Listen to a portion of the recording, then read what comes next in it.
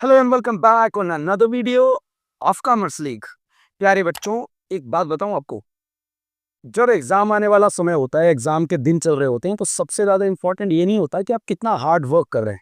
ये तो है ही कि हार्ड वर्क कर रहे हैं, कितना टाइम आप कंज्यूम कर रहे हैं, कितना टाइम आप स्पेंड कर रहे हैं अपने सब्जेक्ट के साथ। रादर उसके साथ ये भी जरूरी होता है कि आप कितना स्मार्ट वर्क कर रहे हैं। कहीं गलत डायरेक्शन में मेहनत हो रही है तो उस मेहनत का रिजल्ट नहीं मिलेगा। तो अगर मेहनत को रिजल्ट चाहिए तो डायरेक्शन भी सही होनी चाहिए। करेक्ट है। अब डायरेक्शन के सेंस में एक बात मैं क्यों कर रहा हूं, देखो आज की वीडियो में मैं आपको यह बताने वाला हूं कि जो थर्ड बुक है अकाउंटेंसी की, क्लास 12 के लिए बात कर रहे हैं हम लोग। आपकी तीन बुक है, पार्टनरशिप की, कंपनी अकाउंट्स की और फिर फाइनेंशियल स्टेटमेंट एनालिसिस की। तो जो सबसे थर्ड पार्ट है वो 20 नंबर की वेटेज रखता है टोटलिटी में से। करेक्ट है। आज की वीडियो में आप एंड तक देखो, स्पीड चाहे बढ़ा लो, कोई दिक्कत नहीं है। 20 नंबर आपके मैं यही इंश्योर करके जाऊंगा। मतलब आपको यही वही चीजें करनी है जो मैं यहाँ से बता दी। अगर आपने पहले से पूरी की पूरी किताब रिवीजन कर रखी है, किताब पढ़ रखी है, सारे चैप्टर्स कर रखे हैं, बहुत बढ़िया, बोनस।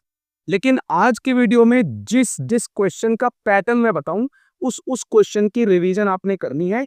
और हर क्वेश्चन से रिलेटेड जो भी डाउट्स चीजें अगर आपकी आती है या आएंगी, डिस्क्रिप्शन बॉक्स में लिंक है, चैनल पे प्लेलिस्ट बनी हुई है, जाके वहां से अपने डाउट्स को भी रिजॉल्व कर सकते हो। इसके अलावा आपको कुछ चाहिए, कमेंट सेक्शन में आप लिख दीजिए कि ये प्रॉब्लम आ रही है, उसका सॉल्यूशन मैं आपको नेक्स्ट या शॉर्ट या वीडियो में बनाकर आपको सॉल्यूशन दे दूंगा। ये मेरी गारंटी है। एग्जाम टाइम है, एकदम सीरियस मूड है, पर थोड़ा मस्ती मूड भी है। Let's start.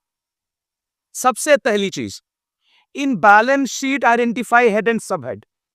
जैसे मान लीजिए कि आपको हेड और सब हेड का क्वेश्चन आता है, आपको कोई ये ट्रांजैक्शन बोल देंगे, ठीक है ना। जैसे मान लो आपको बोल देते हैं जनरल रिजर्व, बोल दिया।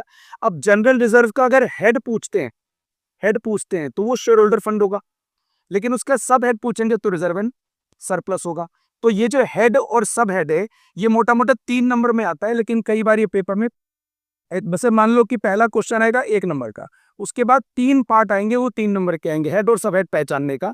तो जितनी भी टीएस ग्रेवाल और आरएस अग्रवाल की बुक है, ग्रेवाल की, उनमें जितने हेड सब हेड के क्वेश्चन है सफिशियंट है, कहीं और जाने की जरूरत नहीं है, उसको लगा दीजिए, काम हो जाए। 1 सेकंड में लगता है इसको पहचानने में, अगर आपको आता है यही करके जाना, ज्यादा तामझाम में मत पड़ना। Second, comparative and common income statement. पिछले बार बैलेंस शीट आई थी, इस बार इनकम स्टेटमेंट आने के चांस है प्री बोर्ड में। 3 नंबर का होता है, और आपने इसको अगर सॉल्व कर रखा है तो आप जानते हैं इतने साइज में खत्म हो जाता है। बहुत ही आसान है, बहुत ही हलवा है, मतलब बोनस है। अगला, prepare common size balance sheet. अब कॉमन साइज भी है और कंपैरेटिव साइज भी, दोनों में से कोई एक पूछेंगे, लेकिन बहुत ही आसान आता है। आपको सिर्फ इतना करना है कि अभी के अभी चैनल के प्लेलिस्ट पे जाओ, मैं डिस्क्रिप्शन बॉक्स में लिंक दे रहा हूँ, प्लेलिस्ट वहां पे दे रहा हूँ, क्लिक करो और प्रॉपर वन शॉट करा रखा है, जाके उसको देख लो, बस काम हो जाएगा आपका। Next, limitations of financial statement analysis. ये डेफिनेटली 1 नंबर में एमसीक्यू में आता है। कई बार ये इस तरीके के सेंस में नहीं आता, कई बार आपको क्या करते हैं कि एक केस बना देंगे 2 लाइन का, और नीचे लिख देंगे ये जो केस है ये कौन से वाले लिमिटेशन से कनेक्टेड है। समझ में आया?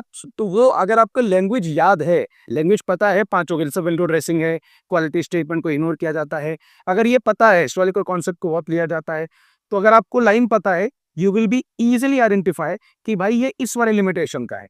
करेक्ट, कोई दिक्कत नहीं है।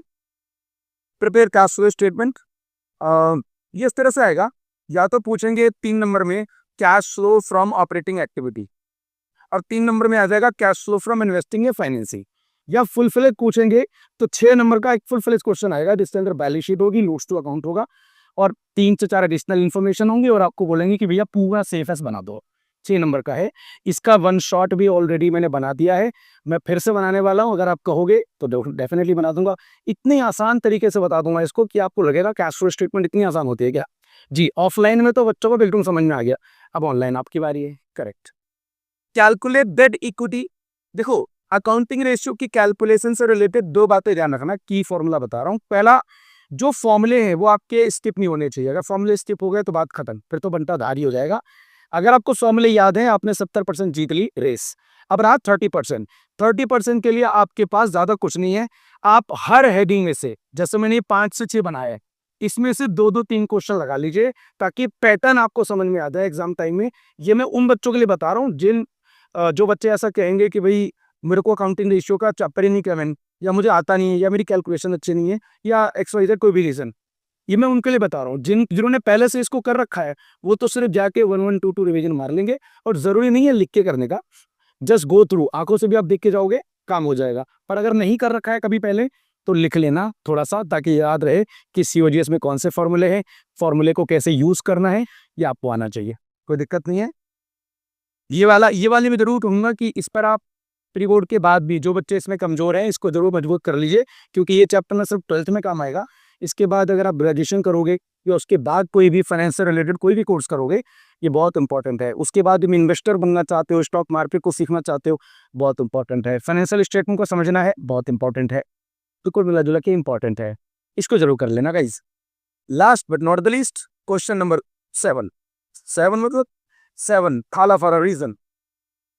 One objective of ratio analysis. तो वो क्या करते हैं, ये दो तरह से आएगा। या तो आपको बोलेंगे प्रॉपर रेशियो एनालिसिस में 4 ऑप्शन दे देंगे, उनमें से बोलेंगे बताओ इसमें से ऑब्जेक्टिव कौन सा है। एक तो ये है। दूसरा इस तरह आ सकता है, ऐसे मान लो कि आइडियल रेशियो क्वेश्चन पूछते हैं। ऐसे मान लीजिए करंट रेशियो है, तो पूछेंगे करंट रेशियो का आइडियल रेशियो क्या है, या स्टैंडर्ड रेशियो क्या है किसी भी कंपनी के लिए, कि ये रेशियो आ गया तो बहुत बढ़िया चल रहा है। तो आपने जैसे 2:1 होता है, एसिड टेस्ट रेशियो है, या क्विक रेशियो है, इसका नाम लिक्विड रेशियो भी होता है, ठीक है, वहां पे 1.5:1 है। तो ये दोनों पैटर्न जरूर पूछा जाता है, और काफी 10 साल के मैं ऑब्जर्वेशन आपको बता रहा हूँ। ये डेफिनेटली उस तरीके के आपने 7 क्वेश्चन है, अगर आप इनको करके चले गए, इस तरीके के क्वेश्चन आप करके चले गए, तो आपको 20 नंबर के लिए चिंता करने की कोई जरूरत नहीं है। मेरा ये पर्सनल आपके लिए टिप है, लास्ट टिप पर पर्सनल टिप, भाईचारा वाला टिप है। कैश फ्लो स्टेटमेंट के क्वेश्चन को आप 2 से 3 क्वेश्चन लिख के जाइए, मतलब सिर्फ देख के मत जाइए, लिख के जाइए, क्योंकि देख के जाने के बाद आपको लगेगा कि वाह आ गया, वहां जाके फंस जाओगे। तो फंसना क्यों भाई, यहाँ भी ही करके जाओ। और जिन बच्चों का कैश फ्लो स्टेटमेंट अच्छा नहीं है, आज के आज ही अपने दिमाग में ये बात सेट कर लो कि आपके मनोज भैया कह रहे हैं कि जैसे ही आपका पेपर समाप्त हो जाए 28 तारीख को 20 का, अकाउंटिंग रेशियो और कैश फ्लो स्टेटमेंट को भाई 1.5 2 3 दिन देके ना इज्जत से इसको रगड़ के खत्म कर दो। 6 नंबर और 4 नंबर बेटा 10 नंबर तक पे ही हो जाते हैं। बाकी थ्योरी का तो यही करवाना है आपने, और कुछ नहीं करना। उम्मीद करूंगा आपको ये सारी चीजें आ गई हैं। वन शॉट जो है वो वीडियो लगातार बन रही है, वीडियो आपकी शॉर्ट्स के माध्यम से भी बन रही है, जो बिजनेस स्टडीज के लिए इंपॉर्टेंट क्वेश्चन की सीरीज मेरी चल रही है, कि साइड बाय साइड आपका जो प्लान ऑलरेडी मैंने दिया था, वो प्लान अगर आपने नहीं देखा, डिस्क्रिप्शन बॉक्स में लिंक है, जाके उसको क्लिक कर लीजिए। ये मैंने बताया था इकोनॉमिक्स के पेपर के दिन ही, जिस दिन पेपर हो गया था, कि आपको कैसे कैसे प्लान अब करना है। मेरी मतलब परसों की मैं बात कर रहा हूँ, ठीक है। आपको ये 20 नंबर इंश्योर करना है, और मैं 20 नंबर के लिए एक प्रॉपरली कोशिश करूंगा कि प्रॉपरली जो है वन शॉट बनाई जाए, थोड़ा टाइम उसमें चला जाएगा ज़्यादा। एक बात और बतानी है, अगर आपको वीडियो अच्छी लग रही हो, वीडियो समझ में आ रही हो, अच्छी तो खैर लगेगी नहीं लगेगी वो तो आपका है, लेकिन अगर आपको अच्छा लगे, समझ में आए, थोड़ा सा वैल्यू एडेड हो, और आपको लगे कि भाई अच्छी चीज़ है। और मैं एक बात और बता दूं, इसके पिछले साल जो भी पेपर हुआ, इकोनॉमिक्स, अकाउंट्स, बिजनेस, व्हाटएवर ना, जो जो भी हम पढ़ाते हैं, उसमें आप जाके पिछले क्वेश्चन पेपर से भी अगर मेजर करोगे, देखोगे कि जो सर ने बताया था, भैया ने बताया था, वही आया है, आप पाओगे 80% क्वेश्चन हमारे वाले ही आते हैं। ये क्यों आते हैं? एक्सपीरियंस की वजह से हम बता पाते हैं। ऐसा कोई सेटिंग वेटिंग करके नहीं बैठे अपन कि भाई तुम बता दो सीबीएसई से कोई सेटिंग करके, नो बिल्कुल नहीं। It just an pure experience, और उस प्योर एक्सपीरियंस के साथ हमें समझ में आता है कि क्वेश्चन का पैटर्न क्या है, और एग्जामिनेशन में एग्जामिनर आपसे क्या एक्सपेक्ट कर रहा है। केस स्टडी कैसे लिखा जाता है, बिजनेस स्टडीज के लिए, वो भी एक बहुत बढ़िया वीडियो आपके अकाउंट्स के, जिस दिन अकाउंट्स का पेपर होगा उसी दिन आ जाएगी। उम्मीद करता हूँ आपको ये सारी चीज़ें अच्छी लगें। अपने दोस्तों के साथ खूब शेयर कीजिए, एग्जाम टाइम है, मैं आपके साथ हूँ और हमेशा रहूँगा। जो उम्मीद आपको मुझसे होगी, जो एक्सपेक्टेशन होगी, जो भी चाहते होगे, डेफिनेटली मैं उसको पूरा करने का पूरी कोशिश करूँगा। I love teaching and I love study, ये दोनों चीज़ें पसंद है। बाकी भाईचारा बना रहेगा। जय Shri Ram. Subscribe commerce league notification के बेल आइकन को हिट कर दो, ताकि आपके पास सारी वीडियो डेली तुरंत वहीं पहुंचे जैसे हम यहाँ पे अपलोड करें। मिलता हूं आपसे नेक्स्ट वीडियो में, तब तक विदा दीजिए। मिलता हूं नेक्स्ट वीडियो में, तब तक जय श्री राम।